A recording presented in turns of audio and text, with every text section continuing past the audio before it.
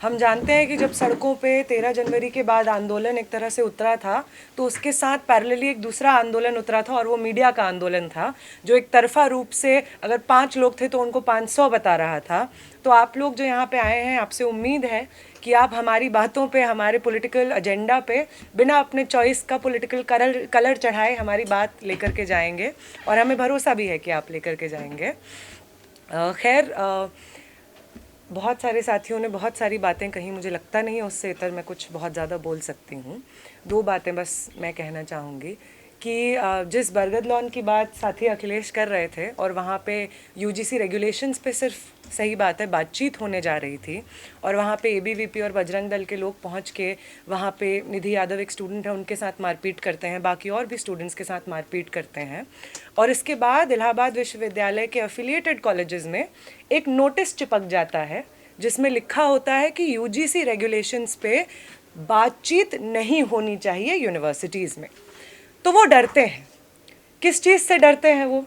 तमाम vice chancellor की पोस्टों के बाद, प्रोफेसरों की पोस्टों के बाद, प्रशासन में डीएम, एसडीएम, आईएएस, आईपीएस की पोस्टों के बाद किस चीज़ से डरते हैं वो डरते हैं कि एक दिन वो छात्र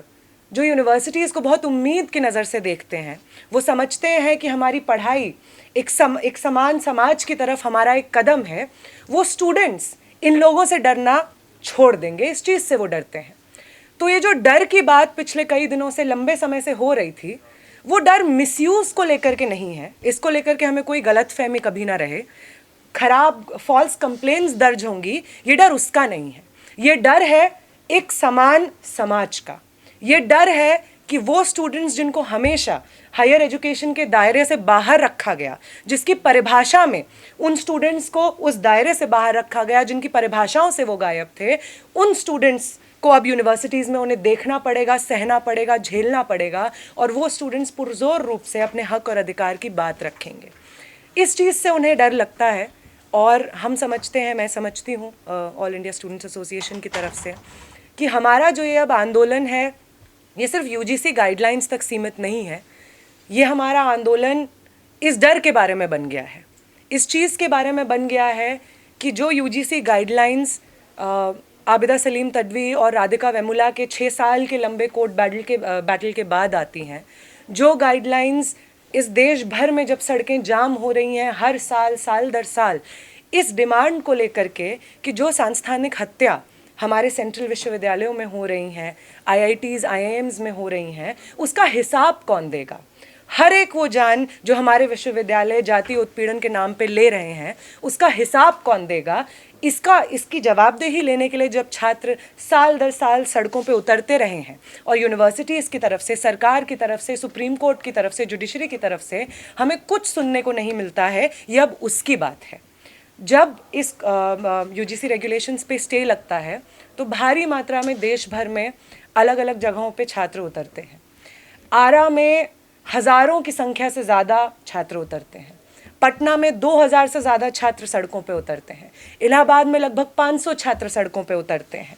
गाज़ीपुर में हज़ारों की संख्या में छात्र उतरते हैं। दिल्ली विश्वविद्यालय, जेएनयू में तमाम छात्र सड़कों पे उतरते हैं, ये कहने के लिए कि आपने ये जो रेगुलेशंस प्रावधान लाए थे, ये आपने जिस प्रेशर में लाए थे, उस प्रेशर को आज भी महसूस करिए, क्योंकि आज भी हमारी यूनिवर्सिटीज़ जाति के नाम पे जो घृणा है उससे गुजर रही हैं। हम इस फोरम के माध्यम से ये अपील करेंगे उन सब लोगों से जो हमेशा से एससी, एसटी, ओबीसी का वोट लेकर के खुद को उनका नेता बताते रहे हैं, लेकिन आज जब सबसे ज़्यादा ज़रूरत है और आज जब हमारी यूनिवर्सिटीज़ मुहाने पे खड़ी हैं एक आंदोलन के, तो वो अपने पैर पीछे ना खींचे, इस आंदोलन से जुड़ें, इस फोरम से जुड़ें, और जो तमाम कॉल्स हम इस फोरम के माध्यम से देने जा रहे हैं उन सब का हिस्सा बने। वो सब स्टूडेंट्स जो इस वक्त सड़कों पे सिर्फ इसलिए नहीं हैं कि कोई एक कागज़ पास हुआ था जिस पे स्टे लग गया है, वो स्टूडेंट्स आज सड़कों पे इसलिए हैं क्योंकि हर रोज़ जब वो यूनिवर्सिटीज़ में जाते हैं तो उनको जाति के नाम पे हॉस्टल्स में डिवाइड कर दिया जाता है, उनको जाति के नाम पे बेंच दे दी जाती है, उनको जाति के नाम पे सुपरवाइज़र अलॉट कर दिया जाता है, उनको जाति के नाम पे एनएफएस डिक्लेयर कर दिया जाता है। ये उन तमाम चीज़ों का समूचा गुस्सा है जो अब सड़कों पर उतर रहा है, और इस गुस्से को एक निर्णायक अंत तक पहुंचाना हम समझते हैं इस फोरम का काम होगा। हम चाहेंगे कि इस फोरम का अंत में यही हो कि ना सिर्फ ये रेगुलेशंस पास हों जो यूनिवर्सिटीज़ में इस तरीके की हिंसा और भेदभाव को एड्रेस करते हैं, बल्कि जाति का वो आक्रोश, जातीय भेदभाव के स्वरूप में जो आक्रोश है, के परिणाम में जो आक्रोश है, वो आक्रोश एक निर्णायक भूमिका ले और इसको लेकर के हमारी यूनिवर्सिटीज़ एक बेहतर जगह बने, स्टूडेंट्स के आने के लिए, पढ़ने के लिए, हमारा समाज एक बेहतर समाज बने। पिछले कई दिनों से हम लोग देश भर के जो छात्र संगठन हैं, जन आंदोलन के जो साथी हैं,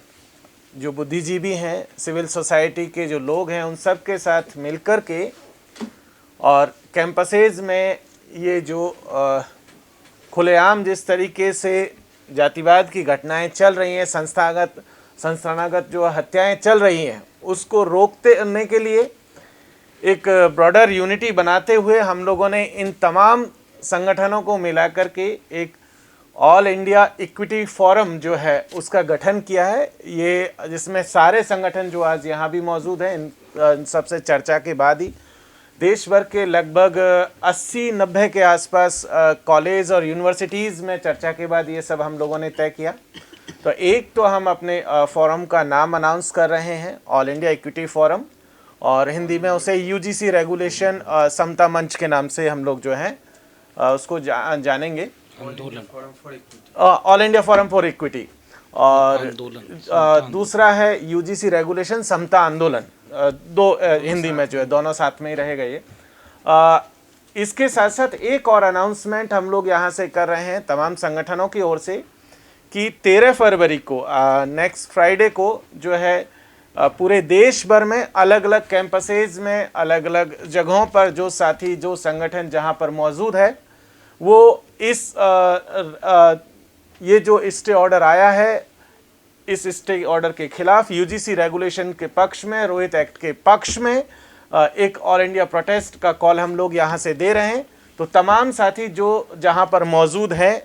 जिन संगठनों के लोग भी हैं जिनसे बात हुई है, लगभग 20-25 संगठनों के नाम है, वो प्रेस रिलीज भी हम आपको अभी दे देंगे। जिन जिन संगठनों से हम लोगों को सहमति मिली है उनका भी नाम उसमें होगा।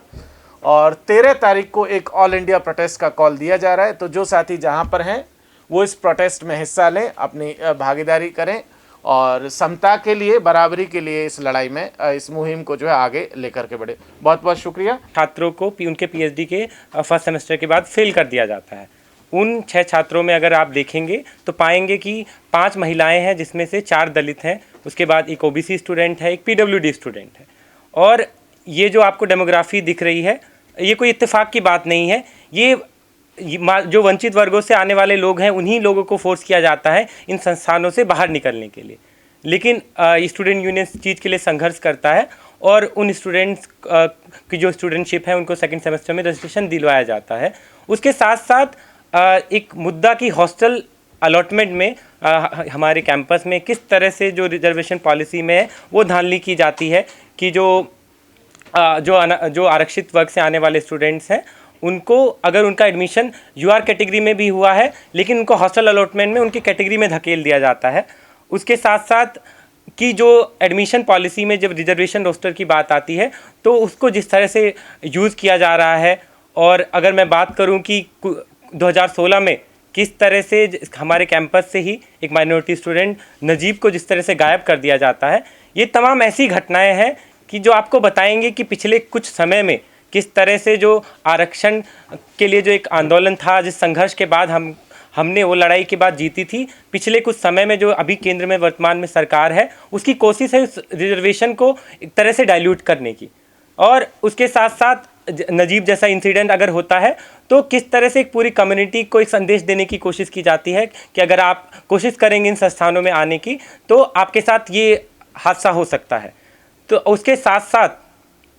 कि हम जब यहाँ यूजीसी रेगुलेशन की बात को लेके बैठे हुए हैं कि किस तरह से सुप्रीम कोर्ट के द्वारा स्टे लगाया जाता है, तो हमको एक बात बार बार दोहराने की ज़रूरत है कि एक नैरेटिव गढ़ा गया कि देखो सरकार ये चीज़ लेके आई है, लेकिन हमको बताने की ज़रूरत है कि जो ये सरकार की कोई खैरात नहीं है। ये पायल की पायल का जो बलिदान था या रोहित का बलिदान था या तमाम ऐसे लोग जो इंस्टीट्यूशनल मर्डर का शिकार हुए उनकी जाति की वजह से, या अभी भी ऐसे नाम हैं जो कभी सतह पे आ ही नहीं पाते, जिनके साथ वो लगातार डिस्क्रिमिनेशन हो रहा है, उनके संघर्ष की बदौलत वो रेगुलेशंस को लाने की कोशिश की जाती है। लेकिन तमाम साथियों ने जिस तरह से बताया कि एक वर्ग जो मंडल कमीशन की जब रिपोर्ट आती है उसको लागू करने की बात होती है, तो यही वर्ग सड़कों पे उस समय भी था, और आज इन जब यूजीसी रेगुलेशंस को लाने की बात होती है ताकि जो जातिगत भेदभाव इन तमाम शिक्षण संस्थानों में हो रहा है उसको उनका एक रिडर्सल हो, उस समय भी यही जो अपर कास्ट वर्ग है वो आज सड़कों पे है। तो ऐसे समय में की ज़रूरत है कि जिस तरह से वो लोग आज संगठित होकर सड़कों पे हैं, तो इस देश में SC, ST, OBC और माइनॉरिटीज़ की अगर बात करें तो उनकी जो जनसंख्या होगी करीब 90% के आसपास होगी। तो हम भी उसी तरह संगठित होकर सड़कों पे उतरें और अपनी बात को उसी मजबूती के साथ, बुलंदी के साथ रखें, ताकि जो हम देख रहे हैं कि सुप्रीम कोर्ट किस तरह से दबाव में आकर एक फ़ैसला देता है, तो आने वाले समय में जब इस चीज़ को लेके एक फैसला आगे मार्च में जब एक डेट दी गई है कि फ़ैसला होगा, तो उस समय इस ड्यूरेशन में हम एक ऐसा आंदोलन खड़ा करें कि इस सुप्रीम कोर्ट को भी मजबूर करे या सरकार को मजबूर करे कि एक जो रोहित एक्ट को हम जिस तरह से डिमांड कर रहे हैं, यूजीसी रेगुलेशंस को उस तर्ज पे लागू करवाने की जो मुहिम है वो सफल हो पाए। उसके साथ साथ मैं कहना चाहूँगा कि जेएनयू स्टूडेंट यूनियन की हमेशा से इन तमाम छात्र आंदोलनों में या देश दुनिया भर के जो भी आंदोलन रहे हैं उसमें एक मजबूत भागीदारी रही है। तो हम जेएनयू SU से इस बात को यहाँ भी रखते हैं कि जो आने वाला जो आंदोलन होगा इस यूजीसी रेगुलेशंस की बहाली को लेकर, उसमें भी जो जेएनयू स्टूडेंट यूनियन है उसी मजबूती के साथ खड़ा रहेगा। और सभी से आग्रह जो भी संगठन यहाँ आए हैं उनसे भी यही दरकार रहेगी कि जिस मजबूती के साथ, बेबाकी के साथ आपने यहाँ आकर बात रखी है, उसी मजबूती के साथ हम सड़कों पर भी उतरकर इस लड़ाई को लड़ेंगे और जीतेंगे। इनकलाब जिंदाबाद।